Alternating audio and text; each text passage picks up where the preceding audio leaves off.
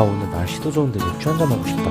오늘 불금에 친구들이랑 맥주 한잔 할까? 우리 대한민국 사람들은 맥주를 참 좋아합니다. 저는 술은 잘 못 마시지만 맥주는 매우 좋아하는데요. 그래서 가끔 저는 집이 일산인 관계로 한강보다는 가까운 일산 호수공원에 가서 한 캔씩 마시곤 합니다. 정말 세상을 다 가진 자유로운 기분으로 말이죠. 그런데 우리가 좋아하는 이 맥주는 어떻게 우리에게 온 걸까요? 보통 인류학자들이 말하길 인간은 아프리카에 기원하여 이곳 유프라테스강, 티그리스강 사이 메소포타미아에서 문명이 탄생한 걸로 정설로 전해지고 있습니다. 이때 수메르인들은 최초로 도시를 만들고 문자와 시간과 달력을 만들고 인류 최초 바퀴를 발명했으며 세계 최초 맥주까지 탄생시킵니다. 바로 이때 세계 최초 레시피인 맥주 레시피도 탄생하게 되죠.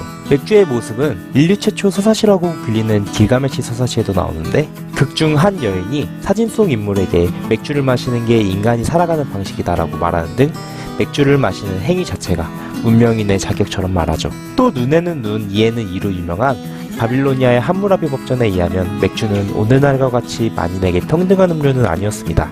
사람의 지위와 신분에 따라 맥주를 차등 지급한다는 법문이 명시되어 있고 맥주를 국가에서 관리하여 개인이 맥주를 가진 것을 밀보유하면 처벌하였기 때문입니다. 때에 따라서는 사형까지 말이죠. 뿐만 아니라 이집트에서는 피라미드 건설 당시 노동자들의 급료를 맥주로 지급된 바 있고 아비도스에 있는 스콜피온 1세의 무덤일 경우 피라미드에서 맥주와 포도주로 가득 채운 방이 있을 정도로 이집트인들은 맥주를 장례 필수 곡물로 중요하게 생각했습니다. 그러나 당시의 맥주의 모습은 우리가 생각하는 맥주와는 조금 달랐습니다. 마치 죽 같고 불순물 또한 많았죠. 때문에 오늘날과는 다르게 불순물을 걸러먹기 위해 맥주를 이런 식으로 빨대를 꽂고 먹어야 했습니다. 그럼에도 이 맥주는 빨간 선을 타고 그리스와 로마로 전달되게 됩니다. 드디어 유럽 대륙에 맥주가 도착하게 된 거죠. 하지만 유럽에서는 와인에 비해 맛이 없어 찬밥 신세였습니다. 그럴 수밖에 없었던 게 당시에 맥주의 맛을 내는 홉이 없어 보리차와 다를 게 없었거든요. 때문에 당시 로마 사람들에게 맥주는 말 오줌 같다 라고 표현되기도 했습니다. 또 인기가 없었던 이유는 경제적 이유입니다. 맥주를 생산하기 위해서는 밀과 보리가 풍족해야 하는데 당시 로마 사람들은 주식인 밀과 보리의 곡물 가격까지 감소하면서까지 맥주를 만들 경제적 이유가 없었던 것입니다. 따라서 맥주는 제조 또한 까다롭고 생산량도 많지 않아 고대 로마의 맥주는 포도주에 비해 인기가 없을 수밖에 없었던 것입니다. 그런데 어느 순간 맥주의 인기가 하늘로 치솟습니다. 인류의 암흑시대라고 불리는 중세시대, 로마가 야만인들에게 멸망하고 새 시대가 탄생합니다. 이때 맥주는 유럽 중세 수도사들에 의해 재탄생되는데 이걸 말씀드리기 위해서는 또 잠깐 유럽에서의 맥주 이야기를 안 할 수가 없네요. 로마의 맥주가 인기가 없었던 당시 맥주는 지금의 독일인 게르만족 중심으로 선풍적 인기를 끕니다. 즉 로마와는 달리 포도가 잘 재배되지 않는 북유럽에서 맥주가 선풍적 인기를 끌었는데 그 맥주 생산을 담당하는 중심이 바로 이 수도사들이었습니다. 왜일까요? 이유는 예수님이 40일간 광야에서 금식한 것을 기념하는 사순절에 단식을 해야만 했는데 당시 수도사들은 술이 아닌 음료라고 여기던 맥주를 영양 보충을 하기 위해 만들어 마셨기 때문입니다. 따라서 수도사들에 의해 맥주는 폭발적으로 확산되게 됩니다. 전문 양조업자가 생겨나며 드디어 맛을 내는 홉을 넣기 시작했고 그 인기에 힘입어 유럽 대부분 도시에 유행하였습니다. 다들 아시겠지만 이 중에서도 독일의 맥주 사랑은 역시 남달랐습니다. 인류 최초의 식품위생법이 바로 독일과 맥주에 의해 탄생하였기 때문이죠. 지금 우리나라도 술의 인기가 높아지면서 과일이나 화학 조미료를 첨가한 술이 많아지고 있습니다. 과거 맥주가 막 보급되어 가기 시작한 유럽에서도 상황은 비슷했는데 양조업자들은 자신의 맥주 인기를 끌기 위해 향초나 과일을 넣는다든지 빨리 취하게 하기 위해 독초를 넣는 경우가 빈번해졌죠. 이는 정통 맥주를 사랑하는 이들에겐 여간 불편한 일이 아닐 수 없었습니다. 마치 우리나라에도 과일 소주를 무시하는 허세남이 있는 것처럼 독일에도 실존하였습니다.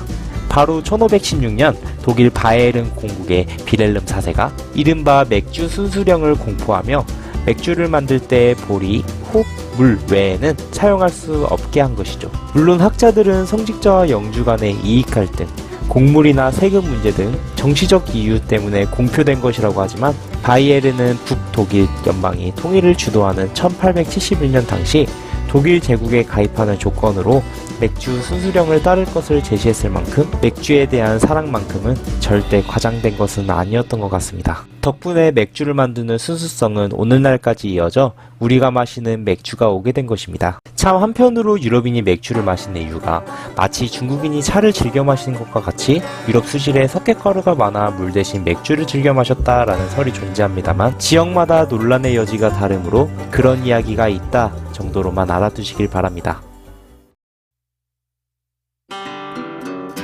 마치려 했지만 재밌는 이야기 하나 생각나 꺼내고 마무리하겠습니다. 여기 보이는 사진은 비어벨트 혹은 마인벨트라고 불리우는 선을 나타낸 지도입니다. 저기 가운데 선 아래는 와인을 많이 마시는 지역, 위는 맥주를 많이 마시는 지역으로 분류하죠. 눈치 빠르신 분들은 눈치채셨겠지만 참 재미있는 사실 중 하나는 저 선의 기준으로 북쪽 지역은 대부분 우리가 주변에 흔히 볼 수 있는 일반적으로 교회라고 부르는 신교, 프로테스탄트 지역이며 선의 기준으로 남쪽은 일반적으로 성당이라고 부르는 구교, 로마 카톨릭 지역입니다. 왜 맥주를 마시는 지역은 신교이며 와인을 마시는 지역은 구교일까? 바로 중세 카톨릭에서는 성찬 포도주라고 하는 성사 또는 성만찬을 사용하는 포도주가 있었는데 전통적으로 교회에서 빵과 포도주를 성만찬에 사용하는 것으로 이 포도주는 예수님 최후의 만찬에서 이것은 나의 몸이고 피이다 라고 말했다는 바울과 복음서의 이야기에서 유래하였다고 합니다. 유래는 유래일 뿐 유래는 천주교, 성공회, 개신교, 동방정교 전부 그 해석이 다릅니다. 따라서 당시 유럽에서는 성찬식에 필요한 포도와 포도주를 세금처럼 민중들에게 조달해야만 했고 시간이 흘러 맥주를 마시는 북유럽 지역에서는 포도주를 조달하는 건 커다란 문제가 됩니다. 바로 소빙하기가 1500년대에 들어서 찾아오게 된 것이죠. 보시는 것처럼 지구의 온도는 급격하게 저하되었고 농업 생산력은 급격하게 저하됩니다. 마치 우리나라에서 추석 제사 때 과일값 폭등하듯 맥주를 마시는 북유럽에서 역풍을 맞게 된 것이죠. 때마침 교황의 십자군 전쟁 실패와 카톨릭의 면죄부 판매 같은 교회의 비리가 폭증하게 되었고 또 때에 걸맞게 마틴 루터의 95개조 반박문이 구텐베르크의 인쇄기술에 힘입어 맥주를 마시는 북유럽 지역 중심으로 신교리가 민중들에 의해 힘이 실리게 된 것입니다. 이는 나중에 미국 독립혁명, 프랑스 혁명의 원천이 되는데 이야기가 길어지니 차후에 준비하도록 하겠습니다. 이로써 맥주는 과장 해석하자면 일반인이라는 상징적 의미를 가진 술로 우리에게 오게 된 것입니다. 이 맥주는 무역선을 타고 점점 세계로 대중화되다가 19세기 산업혁명을 맞아 맥주의 대량 생산을 가져왔고 카를 폰 린데의 냉동기 발명으로 인해 맥주를 계절 상관없이 제조할 수 있게 되고 또 우리가 잘 아는 파스테르 우유의 그 파스테르가 술의 효묘작용을 응용한 멸처리 살균을 발명, 한센의 효모 순수 배양을 이용하여 오늘날의 맥주가 되었다고 합니다. 이 맥주가 한반도로 오게 된 것은 1933년 일본에서 대일본 맥주와 기린 맥주가 들어오고부터였는데 이 두 회사는 광복 이후 미 군정에 의해 관리되다가 1951년 민간에 넘어가 오늘날의 한국 대표 맥주 하이트, 카스 맥주가 된 것으로 우리에게 전해지게 된 것입니다. 어쨌든 마무리로 과한 음주는 여러분의 건강을 해칠 수 있습니다. 적당히 소량만 즐기도록 합시다. 빠이빠이. 다음 주제는